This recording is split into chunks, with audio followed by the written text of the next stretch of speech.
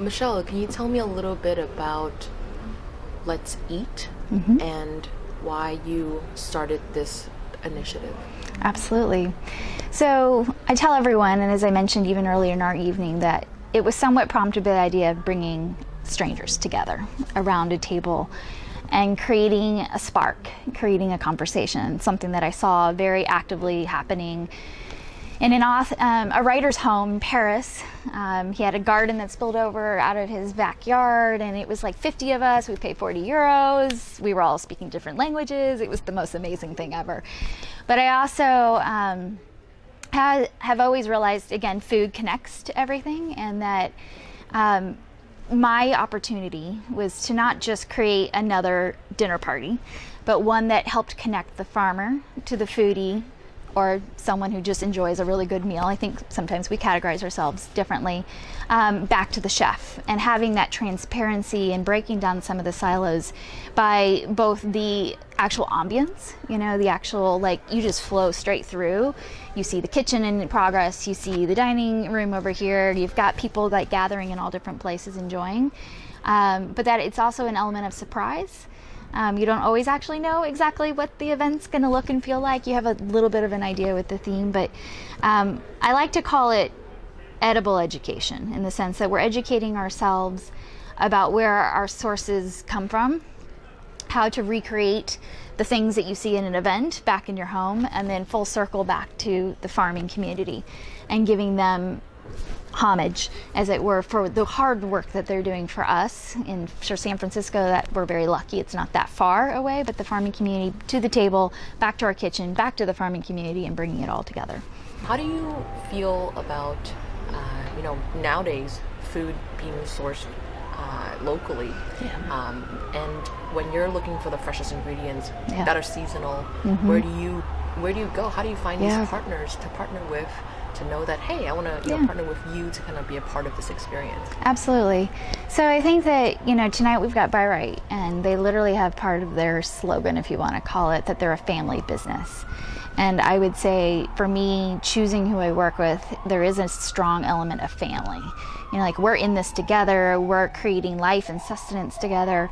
Buy Right certainly is a layer on top of the farming community, but they're very careful in how they select who they work with. When I go direct, which I do in some instances, like Eat Well Farm is one that I've been working with in the past. Nigel, first as a person, is just a beautiful soul, and really cares about what he's doing. He will not cut corners, to make sure that he is providing the most, sustainable, organic, and repeatable process in the effort to be the largest farm in the Bay Area. Behind the scenes of it all is the farmer. And I think that too is often lost in translation. The story behind, try growing your own tomatoes alone, let alone a whole harvest that's going to bring you to the table. Think about it, like the pork that we had today was probably a few years at least in the growth process, to then everything else that was harvested, etc. This is a lot of man hours that went into something you ended up paying 4x to see produced on your table. And the farmer in the field, with his pigs, etc., doesn't necessarily always get the recognition, but ultimately the soil and the earth is what allows them to do their job.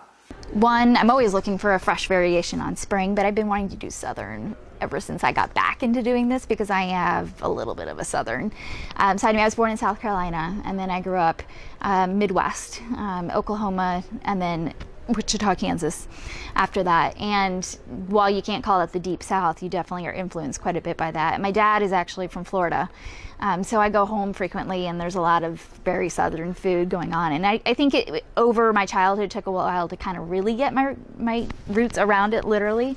But it's my comfort food. So what you saw today is actually what I would cook up and play with. Like, I always do a little research beforehand, like what's a little unique out of what I would just put on the stove. Like, for example, the mashed potatoes.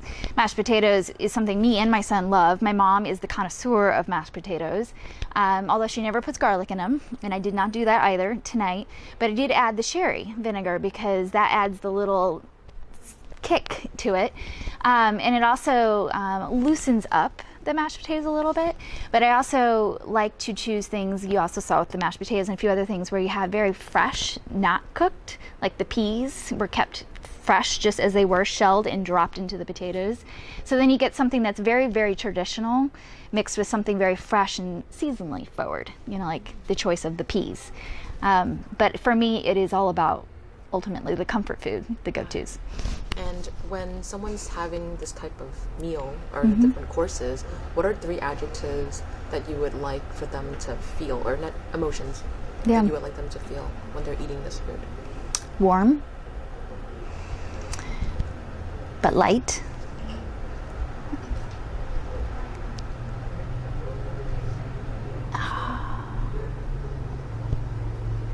That they still taste it after they've had it. You know, like it's a bit of the aftertaste, like you want it, the back palate. And nowadays, the term foodie is, you know, can mean so many different things. What does it mean to you? That's a great question. I almost cringe actually to use the word anymore because I feel like it's been way overdone. I like to call it more of like I seek the champions of authenticity within food. You know, it's raw, there's nothing in between, which starts to carry the brand words of non-GMO and non-processed. But the closer we can get to the earth and where it came from is my definition of the foodie, the one that really appreciates the carrot that hasn't been peeled. You know, it's just been barely washed and it's thrown. It's like true farm to table. Like if you go to a farm and what they do to prepare their meals is very different than what you see in a restaurant. And I admire those that really respect that process, more unfiltered as it is, and appreciate the taste and the textures that you get out of something that just came from the field.